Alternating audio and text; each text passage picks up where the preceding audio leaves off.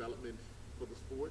Can you introduce yourself first, and then obviously the man of the hour?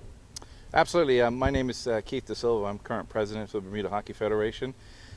We've been working diligently, at least for the last 2 years, on revitalizing the sport on the island. As part of that, we've grown interest and have identified in key component and areas that we need to grow. As part of that growth, we felt the need that we needed to have somebody on the ground developing, pushing from grassroots forward to lead towards our major competitions, the Junior Olympics, CRIFTA Games, that sort of thing, CAC Games and stuff. And as such, we worked hard and were able to finalize a hire of a head coach and a development officer who's standing next to me right now, Matthias Ahrens. He comes to us from Canada, and we look forward to some good things. So, Matthias, we've had a glimpse of your background, but you had an opportunity to see some play yesterday. I know that you were here. What did you think of obviously you got to see the under-21, so what did you think of the level, and where do you think you have to jump right in to kind of strengthen things? Well, I think I was very surprised and positive surprised that the technical level is on a very high level. So I think all the good bits are present already. I think it's easy to improve on the usual suspects like fitness, and I think it's also bringing in some kind of the latest way to play hockey is, I think, another point what we can easily improve. So yes, I was very happy to see what I saw, especially on Friday. There was a boys team out; they were on a very good level.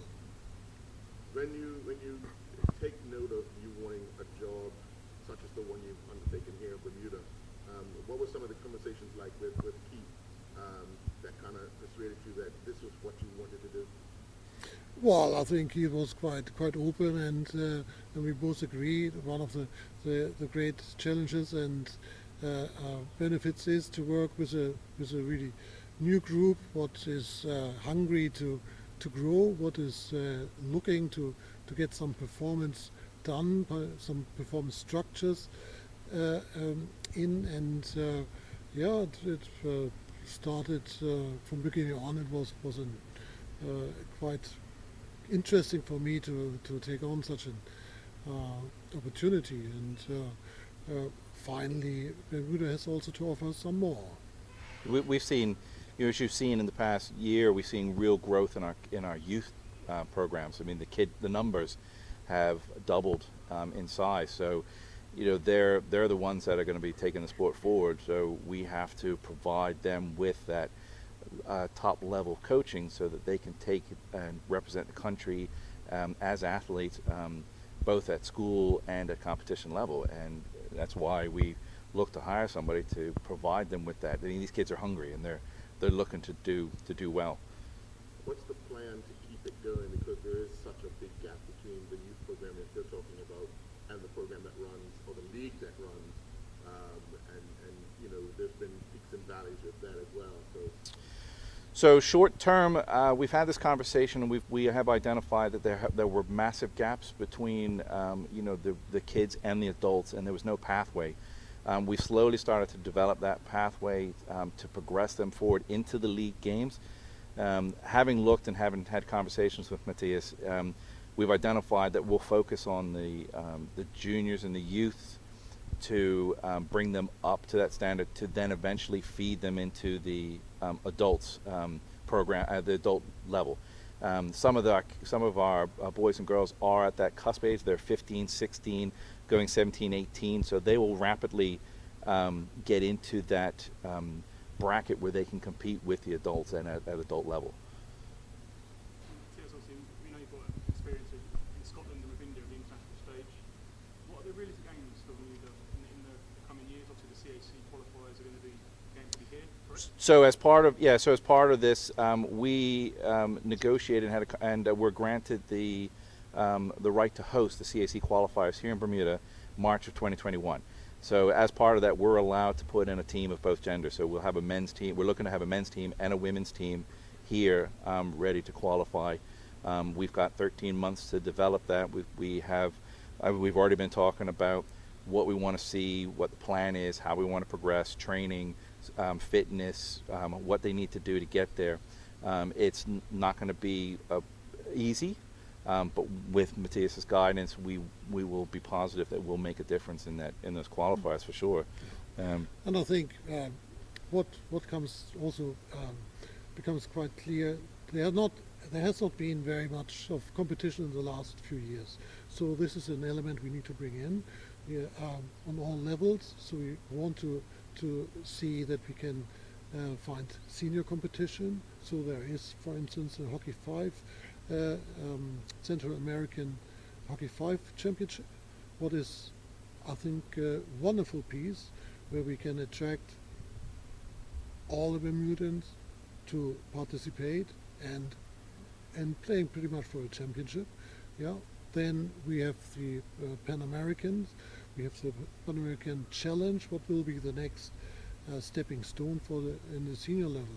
The junior level is his next year the first Pan Am Games. This will be a very long stretch, but finally there is also something to go out. And for the youth, there is in 2 years' time the Youth Olympic qualifier, where we definitely will aim for with the group we have over here. So that will be the major focus. But overall, I think we already identified a very round program. Other things you take from your time in India, obviously the India women's is a big powerhouse in hockey. Do you take stuff from you learned from there and in Scotland as well, and sort of bring them down to Bermuda on a smaller scale? Things you can implement here that you've learned from the past? Well, for sure. Well, my approach is always that I really love to get the best out of people, and this is what I did in Scotland, this is what I did in India, and this is what I will do over here. So the levels maybe are different, but not the goal, to get the best out of people, and I have lots of tools in hand. Shown this and learned this in different stations. So yeah, for sure lots of players can benefit from a wide range of skills I can bring to them. And we know obviously the youth program's really booming in particular. Will you be leaning on some of those, you said they're on the cusp of the age of, will you be leaning on them to maybe get involved with the senior team and help try and push it? To a degree, I mean, we just came back from a conversation with the BOA, and understanding that some of the youth major competitions are in 2 to 4 years. The kids that are now at the bottom level of that age bracket are going to age into that program. So we identify the kids that are at that level that we want to bring forward, and we'll get them into that training program at the right time and the right pace to bring them so they're prepared for that age bracket, and then they'll be in that for the next 4 years, 6 years, and then they move forward then they move into the adult section. So yeah, we'll probably see more kids from that Saturday program look to try to bring in to a higher level of programming just because they're at that age now.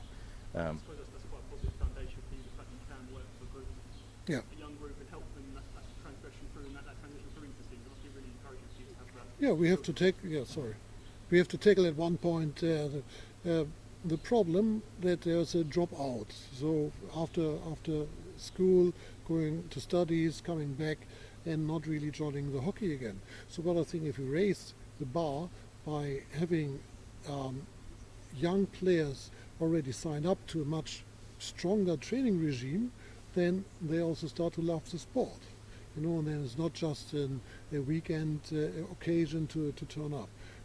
When they come back, they will also continue to play. So I think this is quite an important piece now to start with the youth. How do you bridge that gap? Because we've seen it across multiple sports, not just hockey, but athletics and football, that there is this sort of generational gap where kids go away and then don't. How do you sort of bridge that?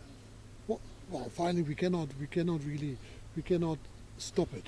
This is how it is. Yeah, but what can we do is we can now work with the youth in a different way, that they also see sports, if you plan it, if you really integrate it into your life, is something what really gives you for a very long time. And hockey has signed up being a sport for life. Yeah, and there are not many other sports what you can do in hockey.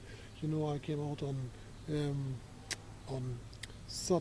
Friday evening. Was it? Yeah, Friday It and was Sunday. Friday evening when I met Auntie, and she played in a game with in the 60s. Yeah, Auntie's 65, I think, plus.